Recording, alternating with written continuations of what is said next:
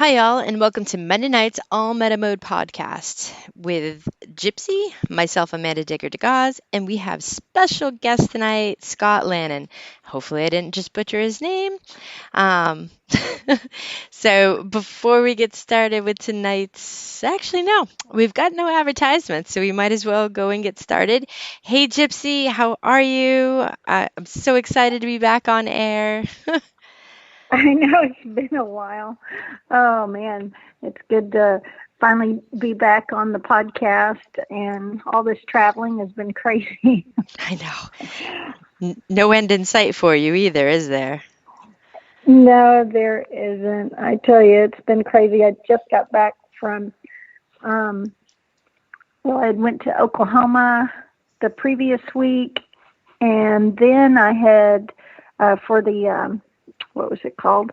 The Red Dirt Treasure Roundup, or Shootout. sorry, Shootout. And then I went to from there I went on to East Texas, and then back home, and then now I packed today to head out tomorrow to go to film for in Utah for the Beyond Oak Island show. So really been crazy traveling. Well, with all the travel, have you gotten out at all? I have a little, not like I wanted to. Now, I did get to, of course, to text some while I was at the Oklahoma thing, and the Oklahoma Treasure, Red Dirt Treasure Shootout. And I also won a 2-box metal detector while I was here, but it's the really old vintage one. It happened to be a Garrett, so that was kind of fun. Oh, that's cool. With the one token I found. I really didn't hunt much in the seated hunts because being, one of the people there that was just mainly, they were calling us VIPs. But mainly there for, meeting other diggers from all over. So that was a lot of fun. And getting to see other people win all kinds of prizes. There was all kinds of giveaways. It was a lot of fun. And Nice. It was great to see a lot of, got to see a lot of fellow YouTubers as well from all over. So that was really cool. Cool. Very cool. It sounds fun. Yeah, not seated hunt, but just any event would be cool. Gotta wait a few months for the next one, I think. Yeah, we got to wait a little while. So, but, hopefully, I know you and I have been talking about possibly getting up near our guest that we're going to be introducing again shortly, up to his area and do some digging up there, hopefully in August, if all goes planned. Yeah. It's hard to say more because the last few times we tried to plan anything, it just kind of all fell apart. But hopefully this time it'll stick. Things are getting a little better. Traveling situations with the flights and stuff and COVID are getting much easier now. And so hopefully we can make this happen for sure. Yeah. But it sure would be nice to dig some stuff like what you've been digging lately. Well, Tell us about some of the stuff you've been digging. so just a quick, type of overview. There's a property that John and I have permission to that has had awesome treasures come out of. And what they're doing is they knocked all the woods down and they're excavating to actually build a house. Well, when he started excavating, he found a couple other cellar holes that the loggers must have. We had loggers, mid 1800s that came through and basically pushed everything around. But he uncovered a couple other cellar holes, so bricks were coming out and giant cuts of granite. And so the last really cool thing I found was the 1749 George II farthing. And I mean, this thing is just in beautiful condition. So between that and the 1819 Coronet large scent, I mean, they're both in phenomenal shape. And so I was pretty excited. So the property owner will be psyched. This is a permission that everything goes back to. It's just a lot of fun to try to save it before he pours the concrete. And Uh, he's one of those the property owners we gave a display back to that I guess every morning when he drinks his coffee, he like opens it up and like, pulls out different items and it's really cool. So I'm glad they're at least going to somebody that really enjoys it. So yeah. that's always exciting when you do, I've given so much stuff back to property owners at times, and a lot of times they don't even really care, and they're just like, you can keep whatever. They didn't, sometimes they don't even want to look at what you find. But then when you get like someone like that looks at the stuff and really appreciates what you're digging on their property, and you're giving it right back to them, and in nice displays at that, and you're looking at it every morning with their coffee. Yeah. It really makes you feel good, though, that you've made a difference there, and they can. I'm sure it makes for great conversation pieces, and maybe something that they could pass on to some museums or something later in the future. You just never know. Yep. Exactly. Well, that's all I'm going to really say about it because I've got a lot more that I'm sure eventually I'll share about that site. But I think without further ado, we should welcome Scott. Hey, Scott. Well, thanks for having me. I appreciate it. Welcome. Well, welcome. Yeah, I've heard so much about you, Scott, and we were planning that trip up your way last year, and I was so excited to finally get to meet you, and then that all fell through. So finally we get to have you here on the podcast, and it's great to kind of virtually meet you anyway. Very exciting. It definitely is. It's a privilege to be on. Well, we appreciate you being here. Now, I know that you've dug, I guess, several times with Amanda. Is that correct? What was that? You've dug several times with Amanda. Is that correct? Oh, yeah. We've been out a bunch of times. In the Button Dump and a few other spots. Awesome. Actually, Scott is the very first other detectorist, other than like family and people that were, close to me, that I met at an event. Oh gosh, it was probably 5 years now, 4 years, 5 years. The very first detectorist we got to talking, and so it was pretty cool going, out of state, going to meet, strangers that also have the same passion. And yeah, I bumped into Scott, and he's cool, one cool dude, one great digger. So. Oh, thank you. Appreciate it. Well, that's incredible, Scott, and I'm glad, you're up there close to Amanda, and I look forward to meeting you and getting to dig with you. I know Amanda probably knows a lot of this, but as for me and our listeners, we would love to know, kind of what got you started into metal detecting and dump digging and stuff like that. Well, I first, got interested a long time ago. My dad had a friend he served in Vietnam with, and he was stationed. He lived actually in Manassas, Virginia. So we used to go down there and we'd go visit, and a couple times we went to the Civil War battlefields, and I always saw all the artifacts, and I thought that was, such a cool thing, seeing those pieces of history there. And, fast forward to about 15 years later, I was in Bass Pro Shops with my wife, and, I saw the metal detectors there, and I told her if I wanted to try one. And she laughed about it at first and said, "You're going to find anything with that." And, I said, "You watch." I said, "One of these days I'll find something to get me in one of those treasure magazines." And sure enough, I bought one, and I had, played around a little bit locally. I had done a little bit in the woods at my parents' house at first, just trying to learn the machine. I found a lot of the square nails, and the house was only built in 1977, but it was sat behind an old cemetery, and the house up the street at the corner was built, I think it was around 1785.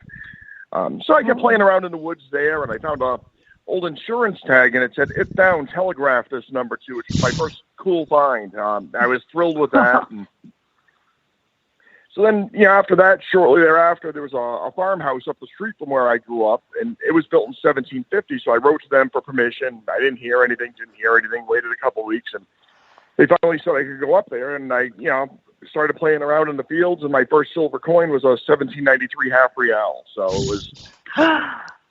Oh my goodness!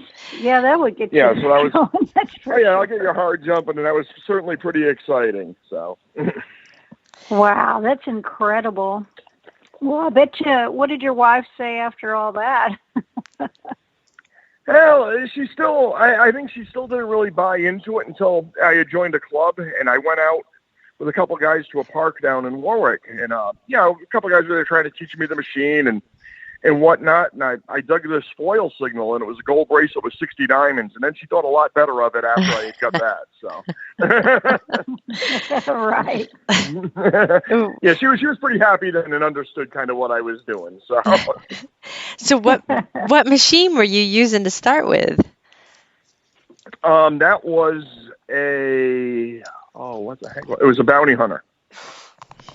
Awesome. So I started with a bounty hunter, and I used that for a couple of years. I went to the Garrett. It was a GTP. I think it was 1350, and then I went to a Minelab Safari, and now I use the Safari and Technetics T2. Awesome. So tell us, you've used a few different other detectors. Tell us about a few of your favorite finds with each detector. Do you have a few of those? Yeah, I would say actually most of them have come with the Safari, other than those beginner finds. Some of my favorites, I got a Higley Granby copper, which was the first copper coin made in the colonies. Mm-hmm. That we all drool over. Yeah, that was the Safari. I got an 1877 Indian head penny with the Safari, 1803 drape bust dime with it. I got a railroad steamboat luggage tag cachet. It took a couple of years to finally unveil kind of what I was in. It just happened to be I went to this place one time through. I pulled a tag, went back, a few months later, pulled another tag, didn't really think anything of it. Same kind of area, pulled another tag a few months later. Finally, I get there and I saw all these bushes around, and I figured I'll start pruning some of these bushes and, going through it a little bit more. And I pulled out 5 more tags. Then so I realized, all right, well, there's a lot of them in here, and, there was a lot of iron and stuff. So then I just started digging out all the dirt and just sat there with my pinpointer and pull out a nail, and then there'd be a tag. Same thing, just over and over, and the tags just kept coming out of the ground. So it was one of the most famous amusement parks on the East Coast. So it was second behind Coney Island. And I actually got one of the tags with the owner of the owner's name on it. So awesome. Yeah, that cache is awesome. The pictures and stuff. The article, you did the article on it too, didn't you? Or have an article on it? That was just a small one. That was on Best Finds. One of the times I made Best Finds, and the other one was the 1877 Indian head. I made that, and that one I actually found with my brother. We found this place near my parents' house that there should have been a foundation there. So, I live about 40 minutes away from there. So he went and knocked on the door to see if we could go dig there. And the first time we went out there, we went around, and I hit a penny spill, and it was 2 Indian heads. And, he was next to me. I called him over, and I pulled one out and checked it, and I handed him the other one to check. And I checked mine and said 1890, and he checked his. He's like 1877. I said, "What, are you pulling my leg?" And he's like, "No." And then I thought, well, he doesn't even know what that's like a key year. So that was a cool story of us actually going out together, and I found that with him. So that was pretty exciting. Oh, that's awesome. That's awesome. Yeah, 1877, be doing cartwheels in the field. Oh yeah. I know I would. Now you've mentioned the Warwick. So do you want to tell the listeners a little bit where you're from as well? Yep, I'm in actually Cumberland, Rhode Island. So I pretty much detect all over Rhode Island, a little bit in the southern Mass, and a little bit into eastern Connecticut. And eventually you'll come to Maine too, right? Eventually I will come to Maine and visit and detect up there. Yeah. All right. Yeah. That's awesome. Have to come to Texas too. You're just not going to find as old of goodies, but you never, Hey, maybe never one day know. I can get down there too. That'd certainly be fun. It's a fun place to visit, that's for sure. Just the stuff we find here just isn't as old, but I love digging in the dumps as well. Of course, there's metal detecting. And do you do any privy digging? I've tried a little bit. I'm not that good at it. I found a couple of them near me, and I went through and I did get a couple bottles out of it, but I really don't know where to begin with it. So I usually stick mainly to detecting, the button dump thing or the bottle digging. It's not usually my thing. I'll do that, and it's fun, but I'm more of a straight detectorist. That's, pretty much what I enjoy. Awesome. Right. I was Except bringing up when you privy. go, yeah, Go ahead. when you go out with me to the button dump, though, what you find things that you've never found there before. Oh yeah, well, and it's funny. I always end up managing pulling out a silver coin somehow out of there, Yeah, and it's it just seems to work out that way. it's Even awesome the though. last time I was there, I think I pulled a 1913 Barber dime out of there. Oh, it's awesome. That is crazy. Yeah, she was telling me about that, about digging that silver out of there. I was like, wow. So have you dug any gold out of there? Anything Not gold? yet. No, probably about Okay. 4 or 5 pieces of silver I would take care of it. I think I got a silver ring. I got a Barber dime. I know I got a Mercury dime. And I think there were a couple other little things, like it was a little pin, and there was some other, maybe like it was a brooch or something. But that was really it. Wow. That's amazing. What is your favorite find out of the button dump? Or favorites? Actually, I really like. I found, I think when I was with Amanda, I found this really cool. It was an old marble, and I very rarely find a marble, and that was pretty exciting, actually. Oh, wow. So was it a clay marble? Yep, yeah, it was a whole one, and it looked like it had where it was probably hand blown and then cut off at the top, but it was really cool. It was nice, and must have been late 1800s probably. Yeah, I would say so. It's probably in some pocket that got tossed in. Yeah, and that was exciting just because it's something I usually don't find. It's same thing. I can't turn up an arrowhead to save my life, but you see people find them all the time, and whenever I'm digging a hole, I look and there's never any in there. So Someday. one day, it's funny, and actually the spot where I actually found all the railroad steamboat luggage tags, a couple inches below it was actually a fossil pit too. Huh. Oh, man. See, I love So it was finding kind of fossils. a double win, so you can go in there and there's all kinds of shale, and you crack it open and there's all the fossils from the plants and whatnot. That's amazing. Yeah, I do a lot of fossil hunting. As a kid, my dad used to take me fossil hunting all the time in West Texas, and we would find all kinds of fossils. And I still do a little fossil hunting around where I live now, and I just heard recently about a place not too terribly far from me that it's like a park, and it's called like Fossil Park, and you can go there and take back as many fossils as you want. So I've got to go check that out. That's Oh wow, that cool. sounds pretty cool. So if y'all ever come visit, we'll have to go check it out for sure. Yeah, Nice. certainly sounds like a good reason to. Definitely. So I know we talked about a few of your finds. Tell us about maybe something, one of your favorite metal detecting stories, maybe something that happened on one of your outings, or, anything. Sure, I can one of talk your about favorite. where I found the Higley copper was. I certainly wasn't expecting it. Me and my friend Alan and Jay, we were out. I saw on the satellite photos this double stone wall in the woods. And I had looked at like the 1870 maps, and there was nothing around in 1870. So we decided to go detect over there, check it out. We cut through the double stone wall area, and we got nothing. We go down probably 100 feet past that. My friend Jay got part of a shoe buckle. It was the only thing around. So we were almost near the end of where we kind of had it. We give it up. We figured we researched the spot. We were out there probably an hour, and that was really the only signal that had come out. And so we're walking back through the double wall, and then Jay hops over the left side and starts pulling out buttons. And, they were those big, huge cloak buttons. So we all decide to hop over the wall, and, we're all detecting over there. And I dig this. I get a good signal. I thought it was going to be a King George because that's how the Higley sounded. And I pop it out of the hole, and there's this coin, and I can see this faint thing on it. And I start yelling to the guys and say, "Hey, I got a horse copper. It's a horse copper." Didn't know it was a deer on it, and I didn't really realize what it was until I got home. It just didn't. Wow. I knew I had seen the image somewhere, and I saw it in the Red Book before, and I got home and I checked it out in the Red Book, and a couple other people verified that's what it was. So I couldn't believe that I had found that there. 5 minutes from my house. That's incredible. Oh, my goodness. Yep. Oh, boy. Yeah, so that was definitely one of my favorites. It's That's incredible.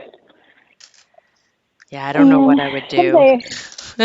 Yeah, I don't either. Someday I'll have an incredible story like that. What about a gold coin? Have you ever found a gold coin? None of those yet. That one's eluded me in my 12 years so far. So hopefully one of these days. Me too. Being on the East Coast, we're in the ideal position for it with the age of the area and, all the activity in the 1800s, but I have yet to find one. Wow. Well, it's eluded me for 22, almost 23 years now. So I keep saying it's going to happen, but we'll see. Well, maybe when you come up to Rhode Island, you'll dig it right in front of me, and who knows? Maybe we'll all dig one. Well, it's funny. Speaking of stories of that, of somebody digging something right in front of me, one time we had went to this spot where we knew there was some silver there, and it was actually right near where one of the penguin digs was, and we had went along, and I went with, I think it was my buddy Jesse and Alan, and we're going along, and, I cut out to the middle of the field, and Alan's there. He's, straggling behind me a little bit. He's about 20 feet back, 30 feet back, and he gets a signal, and he pulls it out of the ground, and he starts, "Hey, guess what I found? What's this?" And we go over, and he found a pine tree shilling right in the middle of the grass parking lot. Oh. Yeah, couldn't believe it. So that was another fun story that, and I think he made one of the best finds with that one too, actually, which is kind of cool. So that's incredible. Think about all the cars that drove over it, and right. Oh, tons, and and just to hit that one square inch where it happened to be, and in the first settlements were right down by the water, so understandable how it got there. Just can't imagine how it still sat there. They must have, bulldozed a lot or whatnot. All the dirt must have been moved around, and sure enough, it was still there after all those years. That's crazy. Wow, that's crazy. Well, have you ever been out detecting, and you or one of your buddies that you're detecting with who found something really strange? Do you have any stories like that, or weird, or spooky? One of my friends, Justin, we had went out to this one spot, and he had found this pair of glasses, and he felt this connection to the glasses. I've never been one to really, believe in the paranormal. I mean, nothing's ever happened to me to say it exists or it doesn't exist, but he certainly felt some connection after he found that, so that was a pretty cool moment, I would say. Definitely. That's interesting. Yeah. Wow. Yeah, go ahead. No, go ahead. No, you go for it. I was on a separate note, I was going to say, so most people think, you live in the, Northeast on the coast or whatnot, and they think that, the beaches is where you find all your finds. Can you talk a little bit about the different areas that you actually detect, like yards, fields, woods, like which, what do you tend to detect the most often and enjoy the most? It's a little bit different depending on the time of the year. So in the middle of the winter, I'll go down to the beaches, and I've got, I would say, 5 or 6 beaches that I'll produce older finds. A couple of them are right by old amusement parks that go back to the 1800s. And the sand just constantly turns over. So the coins really don't sink any deeper than that, hard pack. So a lot of them are sitting right on the surface or pretty close to the surface. So those places are great in the winter. Then as things aren't as frozen, I'll do a lot of the cellar holes. When the woods are open, they're soft. So it's a great opportunity for those, I would say. Coming out of winter into early spring, I'll also do that in the fall. Spring and summer, I'll mainly do older parks, farmhouses, anywhere I can get permission for. I've got quite a few places that are still producing. You just got to kind of know the areas. A lot of it is just taking your time and working through some of the trash at some of these sites because the stuff's there. And I've been with people that are renowned detectorists and they can't find anything. But if you just really take your time and zero in, you still pull stuff out of them because you know it's there. So. Right. It's like, I'm not going home until I find something. Well, pretty much that's what it is. And one thing I learned from one of my friends, Brandon, that I detected with and got started with is, the bushwhacking mentality where you go in a spot and you find one old coin and then, 5 feet away, there's a patch of poison ivy and briars and whatnot. And I'll go in there and I'll prune out all those briars and the poison ivy. And sure enough, you go in there and there's coins because, no one else has ventured into that area. And if there's old stuff around, why pass up on those extra couple feet where there may be stuff sitting there? Yeah. Yep. That is so true. And a lot of people do. They walk right by and say, I'm not going to fight through that. I'm not going to go through that. And I'll sit there, I'll move logs, I'll prune, whatever it takes to get as much of the area clear and then go through and pull out stuff left and right. So. And, that's the same thing with trash. When you hit a trash pocket, a lot of people just don't take the time to, take out all the trash and see if there's anything good in there. And iron patches, anything like that. I've run across so many people that just they give up too fast and easy, and they're missing some goodies. Oh, yeah, it's amazing. They'll zip right along, and they'll get to a trashy area, and they'll go even faster just to get by it, rather than, taking your time, slowing down, maybe approaching it from different directions and seeing if you're catching some one-way chirps on your machine or whatnot, and, seeing what those targets are. And especially if you've got something like a barber dime or a seeded dime 5 feet away, there's probably more. I'm sitting right where that trash is. Yep. Exactly. So true. Amanda, you got some more questions? I know you do. I do. So let's see. That cache of yours, though, is pretty epic. That story absolutely amazes me. How many tags did you end up pulling from there? I think it was 19 that I had sent into the magazine, and I found several more after, and I brought a couple of my friends there, so I probably pulled out, between me and my friends, probably 40 to 50 tags, I would say. Wow.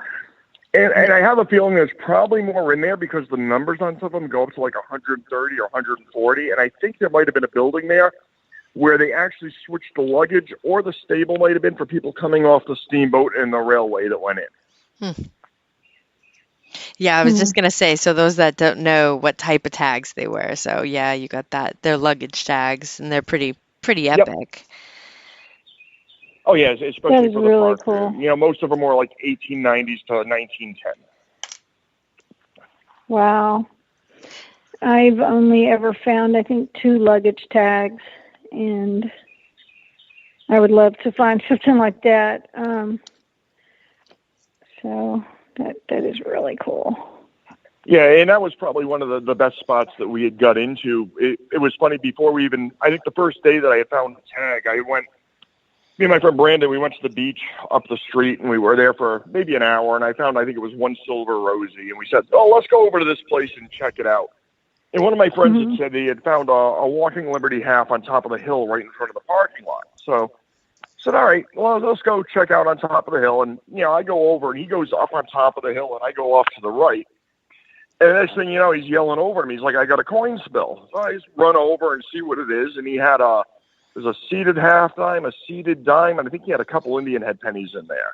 And then from there, we just started working the area, and we ended up, I think, with over a dozen Indian heads each, probably 6 or 7 silvers, and they were either seeded or whatnot. I had pulled a tag for the old hotel that actually burnt down in 1883, I think it was. And all kinds of other things. He actually found a silver spoon with the park's name on it. So there was all kinds of goodies that came out of there. That's incredible. Yeah, So, it was a field day. Just back and forth. There was one target right after the other, pretty much all day long while we were there. So.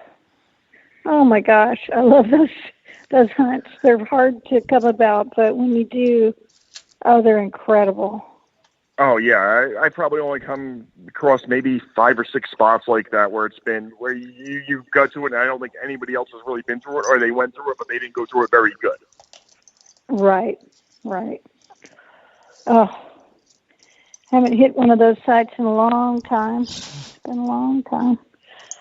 So, is there any special research you do sometimes when you're looking for old homesteads, or maybe you've gotten permission to go detect on some private property where you think there might have been old homesteads or cellar holes or anything?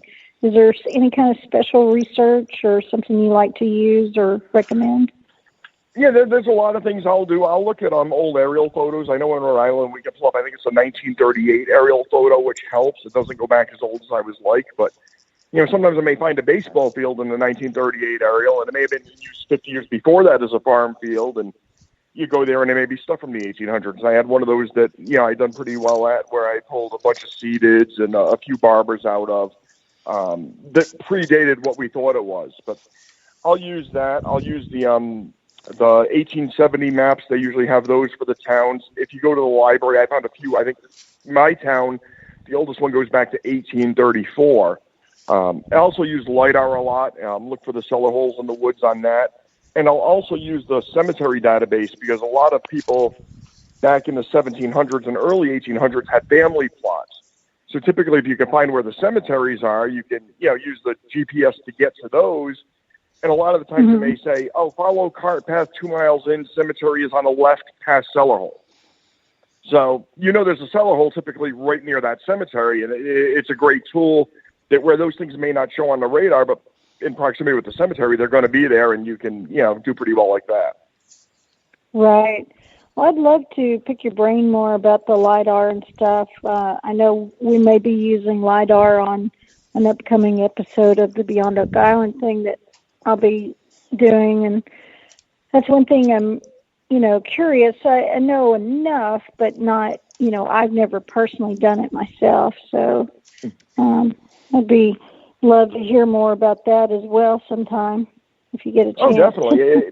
It's really a great tool because it knocks out all the trees. So really what you see are the indentations in the ground, and you may see, some hills, and you may see some rock walls. And once you see enough rock walls, to kind of look for an indentation, and then you can find it. And then what I do is I pin it on my phone, and I'll, get the GPS coordinates and just walk out to it and see what it is. And sometimes it may just be like a crater that's a natural crater in the ground.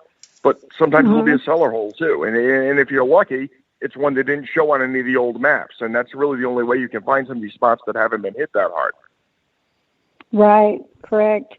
Yeah, that happened to me and some friends we were detecting once, and we thought one thing was going to be, something like that. But when we got to it, it turned out it was where someone had dug out a pond at one time, and the pond was dry. And on the, from all the aerial stuff, it looked like something else. We were really hoping. Especially some of the sites, if you're up here, you walk out 2 miles to these things and you battle through brush to get to them, and you find out, oh, look at that, it's just a dried up pond, and it's kind of like, oh, what a bummer that was, Right. I've done a few of those. It's not really that fun. The brickers, the ticks. But when you get to one that hasn't been gotten to by anybody else, it pays off. So. Oh, definitely. Definitely. Yeah, I got back from East Texas. I did do a little detecting while I was there, and I'm testing out the new Reaper coil for on that AT Max, and but thing is a big coil. But I was out in the woods, and you were talking about ticks. Yeah. I came back with a tick on me. Oh, you even have a lot of them down there, huh? Not where I live, but I was up in East Texas. It's a little northeast from where I live, and there, thick woods and stuff, and I was detecting out in the woods and came back with a tick. So not fun. Yeah. Even though I'd sprayed myself down. Are they the Lone Star ticks? I mean, I know the state is that, but are those the ticks that are there predominantly? There's different kinds. Now, I've had the seed ticks that are really tiny on me before there, and then the little bit bigger, and then there's even the real large ones that are really gross. Never had one of those on me, but my brother has. So, I don't even know what they're called, but gross. The things we do. Yeah, I know. So, Scott, you've pretty much gotten the bucket list items that all of us have. Is there any items that are a white whale that have just, besides the gold coin that have eluded you, or another item on your bucket list that you're just hoping for? Yeah, I'm actually still hoping for a George Washington button, and a lot of them popped out of the ground around here. I have not dug one of those yet, and that, and I would say the gold coin are the two things that have eluded me. Yeah. And it's true, those GW buttons are like everyone around us keeps popping them. I think it's Dave Wise, who's in the next state over, has at least a dozen or maybe even a couple more than that. I know several of the people that I hunt with have at least 4 or 5, and I just have not gotten my coil over one for some reason. So. Oh, wow. Now, what about the cufflinks that were like the George Washington, the little morning ones that have I guess it looks like a little urn on them. Have you ever found any of those? None of those yet either. One of my friends, actually, Brandon, had dug one of those, but I have not gotten any of those either yet. So. Yeah, the George W. morning cufflinks. Yeah, yep. Yeah. That'd be nice. Just keep adding things. One day I think I would hit one with some of the sites that I hit and how old they are and how much stuff I pull from them. You think I would have got my coil over one. I've probably got, I would say, 250 coppers now in my 10-plus years and over 1,000 silver coins, but yet no George Washington button yet. Wow. Well, yeah, you would think, well, now that you're putting it out there, you're probably going to find it next week. So. Well, that'd be nice. Oh, and that gold coin, too. We all are, all three of us will. And our listeners, they're going to find one, too. I feel it.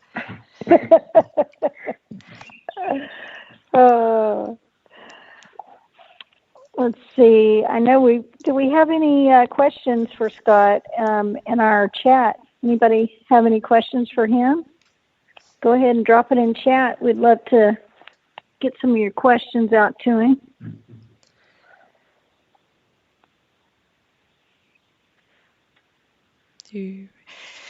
Are you going to any events here soon or anything like that? I don't think there's anything really coming up anytime in the near future. I usually do go to Pound of Ground when they have that. And there's a few other hunts. Doug will put on the Penguin Dig, and I usually try to go to that every year. So I don't know if he's doing that this year or not coming up, but that wouldn't be until the springtime anyhow. So. Gotcha. Are you thinking about possibly doing the New York, the dig stock? I know that time off work and stuff, it's Columbus Day weekend.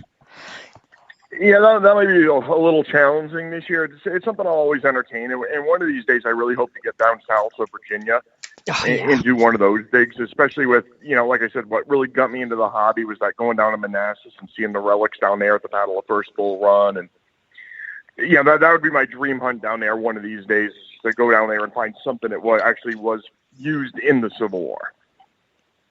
Yeah, definitely. Yeah, over in Louisiana, luckily, it's still a really good drive for me, but I have some friends that live in Louisiana, and I've been lucky enough to go hit some of those old sites. A lot of them have been pounded for the last 20 years, but they still pull some bullets. And one of our friends just recently dug a U.S. belt plate, and that was a box plate. But anyway, still amazing amazing stuff still comes out of some of those sites every now and No, then. I could imagine. I mean, that'd be awesome. That was one of my dream finds. I'd always see those belt plates. And it was funny. I was detecting one site, and it was, I knew something was there, and I had done some research on it. It became a land trust property, but there used to be a hotel that sat in the front corner. And I figured, one day I'm going to try this field. So I walk into the field one day, and, within a half hour, I hit a wheat penny, and I move over a few more feet, and I hit a wheat penny. I move over a few more feet, and I hit a large cent. And I move over a couple more feet, hit another large cent. A little bit more, another large cent. So I just kept kind of working behind where this hotel was, ended up pulling 10 large cents out of there. But I ventured over to the other side of the field, and I got this slamming signal. I thought it was going to be a can, and it was I think it was like a pre-1835 belt plate. So that was the only one that I've got of any type, and that was really exciting. That's the one with the eagle on it that was on your photo thing, right? Yeah, That's the one I saw. Oh, yep. Man, that is amazing. I saw that. Yeah, so that was really exciting because I always wanted to have one of those, and I had finally got one. I mean, I was really hoping it would be a Civil War one, like I said, because the ties to the museums down in Virginia, but predated it, so it was still pretty cool, but still not the one I was looking for. So.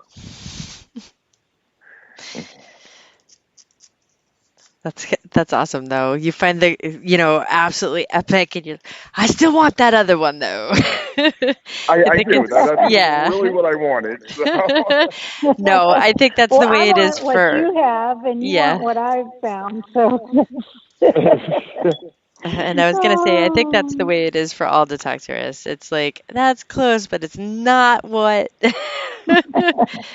Well, what about Rev War? Have you found anything like any Revolutionary War type items?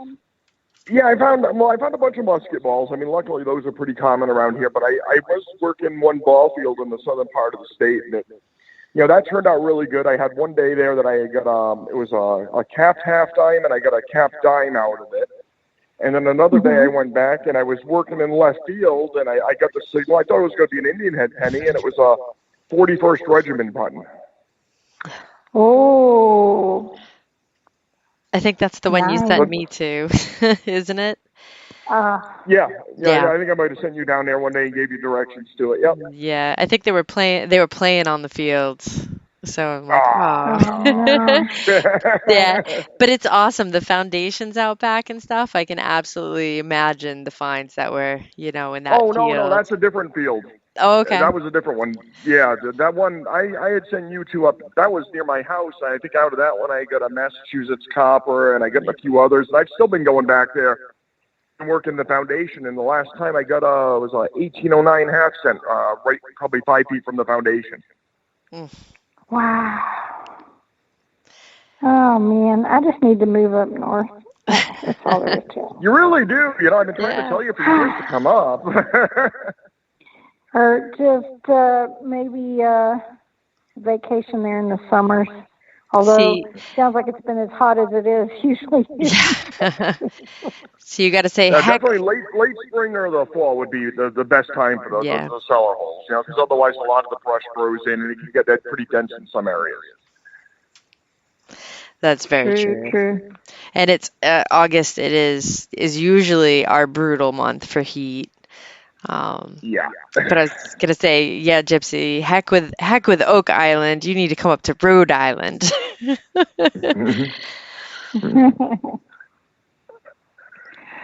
I know, I do. I'm so ready. I tell you how ready I am. Have been anyway. I don't know that I detected all weekend in this heat, though. I mean, I think went through. And this thing is the normal bottles are 16.9 ounces or so. I think we went through like 5 of those in a couple hours. It was just so hot. It was brutal. If you're not like in the woods bushwhacking, you're in the fields, and the sun just heats up. Because we've had, I'm pretty sure we're still in a drought. I'm not sure about Rhode Island, but the ground is just dust, so it seems to like Oh, hold that Mm. heat. So your feet get really hot too. yep. Wow. And it's bone dry, and you lose the Yeah. depth on the targets too. It's really tough, and at best with no shade cover. I mean, you can maybe do like an hour, and then you've got to kind of find some shade cover to go back out and do it again. Or you start getting up from whatever trash or treasure you dug and you start doing that woo. It's starting to get dizzy. I did that like twice on Saturday and I'm like, okay, I need to go in the shade. Well, Scott, do you ever use any sifters or anything like that in the button dump? I haven't actually yet. I've just really kind of gone in there with a little hand trowel and just tried to keep pulling away and see what I could find with my eyes. And I bet you know in that button dump, there's probably a lot of stuff sitting in that water right down that embankment. I'm sure if there's all those buttons that ended up there's got to be some stuff in that water too that would definitely be worth getting a little sifter for. Definitely. And last time when we were there, I really wanted to get in the creek, but it was too cold. And this next time, if I can come while it's nice and hot, my thoughts were Nugget Brain Wayne, he had sent me one of those PKUs that, a lot of gold prospectors use those for, it's like a scope that has like a lens on the bottom and handles on the sides where you can look down in the water. And I was thinking that would be perfect to bring to look for things that have washed in that water, in that creek. Oh, yeah. Yeah, that'd be great, I'm sure. The only thing I don't know is how much sediment has probably built up over the years that's sitting at the bottom of that. Yeah. That is so true. That's why I would also be interested in getting in there with the metal detector and seeing what we could pull up, because I imagine it's loaded with buttons. It's got to be. Oh, it has to be, yeah. And even maybe even the other bank where the building, actually there's one building that still stands there on the other bank, and I think on the front of it, I think it even says like 1862, so it wouldn't surprise me if there's a lot of them on that other bank of the river over there. Yeah, even to try to swing the detector. About Yeah. that. Yep. Yeah, I was wondering about that other building across the way. That was part of it?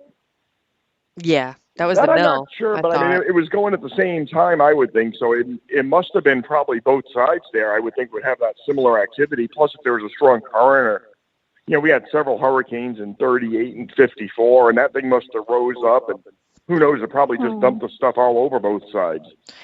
Well, I can't remember. Kayak in there? Oh. I'm sorry. I was just curious if they'd let you kayak in that creek. Yeah, I would imagine probably. so. I know there's a little bit of fishing right on the other side of that bridge, so I don't think there'd be a problem with that. Okay.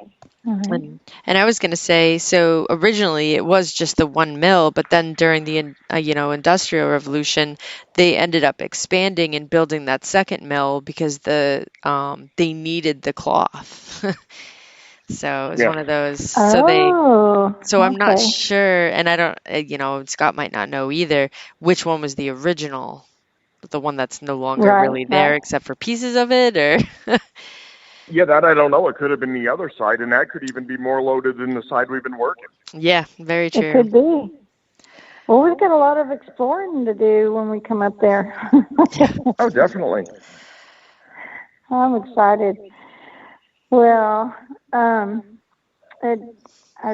just can't wait. I've had dreams about that place ever since, Amanda brought me, and, I don't know about y'all, but I still have dreams, like we were talking about earlier about kind of those virgin sites that you hunt where there's just one hit after another and you're digging all these amazing finds. Have you ever done that? Have like a dream? Yep.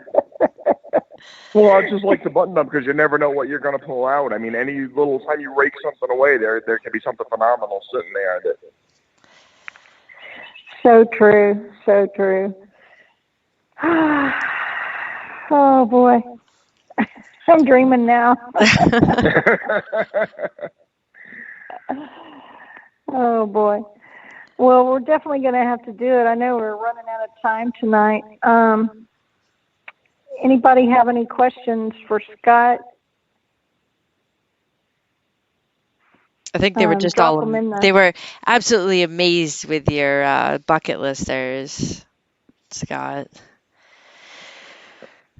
The ones I have are the ones I haven't got yet. The ones that you found. The rest of our, the metal detectorists out here's bucket lists. Yeah, our bucket No, lists. I've found been them already. I've been really lucky. I've had a lot of good digging buddies. I've learned a lot from them. I've had a lot of good spots. I've done a lot of research. I've had people give me spots. So I've really been blessed in a lot of the places I've been able to hunt to produce some of those finds. So. Yeah. That's awesome. Yep, I say that too all the time. We're just so fortunate to live where we live. Like, it's just so jam-packed full of history. Yeah. Sorry, Gypsy. You're killing me over here in Texas. Oh boy. All right. Well, here's one of our do you have any usual questions. I was gonna go to our two go-tos. our regular questions? Yeah. Okay. So if you could detect anywhere in the world with no rules, no whatnot, where would you detect? I would still have to say near the battlefields, down in Virginia. Not on the battlefields, because I know there's, remnants of soldiers maybe in there, so I wouldn't want to go exactly there, but right next to it. So, I mean, it would be an ethical dilemma, I think, to be actually on the battlefield. I wouldn't feel right with that, but right next to it in close proximity, those would be my ideal places. Yeah, like the campsites? Wow. Yeah. Yep. Very cool. Very cool. Yeah. And we have one last question we like to ask our guests. And if you've listened to the podcast, you probably already know. But if you could be a superhero, or say dress in your favorite superhero outfit and absorb their powers for one day of metal detecting. Now, remember, while you're out metal detecting, you would have the powers of that superhero. What superhero do you think you would choose? I can't think of the one that had X-ray vision. I remember there was a superhero that had X-ray vision. If you could actually see into the ground and see the Superman. relics. Yes, that would certainly be a huge help, and then you would certainly have the speed and digging too, because you'd have that strength, so you'd have no time in retrieving that target. So I think that would be the ideal choice. Nice. I agree. That is so good. I love it. That's always, what I've thought. The same thing is having that X-ray vision, and you wouldn't even really need a metal detector. You could just walk along and scan the ground as you go, and then stop and fast dig. And then with your super speed, you're done, and you got the target, and you're on your way to the next one. Exactly. And you could probably do it so fast that nobody would even see you.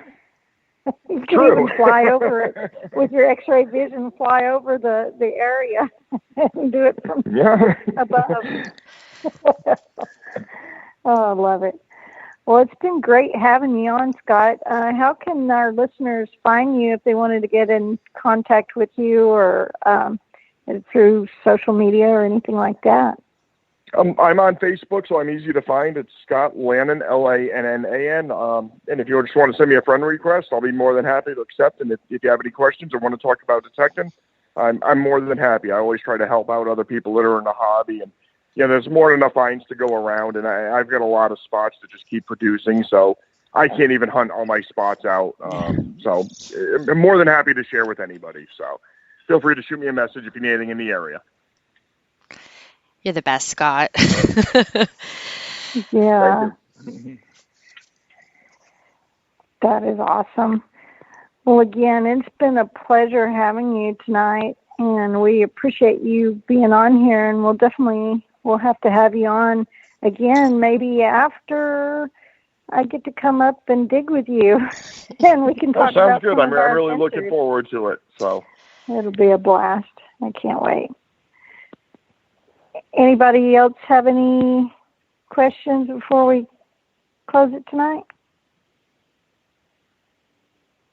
Did you notice any questions in the chat? No, I was going back through to see. I thought there was something about crops, but I think that might not have been. That might have just been conversation. Um, they're starting to cut crops. First cut was this past weekend. Are there a lot of farm fields down there too, or near you at all? In the northern part of the state, not so many. In the southern part, there are quite a few. There's a lot of corn farms. There's a lot of turf farms too, and I know a lot of people have done well at some of those places. But that's probably south of Warwick, heading down more toward the coast. Nice. Oh, okay. Yeah, first cut is coming. How long does it take for them usually to replant? So, like, if I come up, try to make it in August, would it already be replanted? No. If they've planted harvests right now for corn and things like that, they probably won't be cut till what, August, September. But if I would say that's usually around when it is. Yeah, if they're hay fields and sod farms or things like that, then there's usually like there was comments in the chat. First cut happened, which is a little bit earlier than normal. And then depending on the rain and the sun, they usually do a cut. It lays on the ground. I think it's 2 days to dry out. They kind of mix it and whatnot, and then they bale it. And then it grows up till waist high, and then they do it all over again. But it's usually like a good month and a half, 2 months in between each cut. Gotcha. Yep. Cool. So it's one of those you go from one farm field to another type of thing for the hay fields. Like some get cut now, and some it's going to take a few weeks because if they're using the same plower or same hayer. Yeah. But yeah. All right. It was great being back on air. Again, we're sorry for all the inconveniences and it's crazy with the computer. Hopefully, I'm knocking on wood right now. I've got a new one and new system, new program. Everything's downloaded, so we should be good to go. I know Gypsy is going to be traveling here soon, and we will probably do a couple pre-recorded shows. I know we've got a couple saved already. But we'll let everyone know that they are pre-recorded shows. That way, you don't have to sign on right at, 8 o'clock to listen to them. You can always listen to them later on or download them, later. So. Yeah, so we're, that way when I go out of town, and since I've been doing a lot of traveling lately, at least y'all have something to listen to. And then I think Mike may even be trying to join soon. I know he's on the mend. He just had surgery on his foot. I hope it's okay to say that, Mike. But he's wanting to hopefully join in soon as well. So that will be fun. And I leave in the morning or tomorrow. To head on over to Utah. So I look forward to sharing some of my experiences with y'all when I get back. I can't share it all because some of it will be filming. But anyway, look forward. Hopefully I'll have a lot to share with y'all and Amanda and when I get back, and we'll talk to y'all then. Thanks again, all, for listening, and you all have a wonderful night. Good night, all. Good night.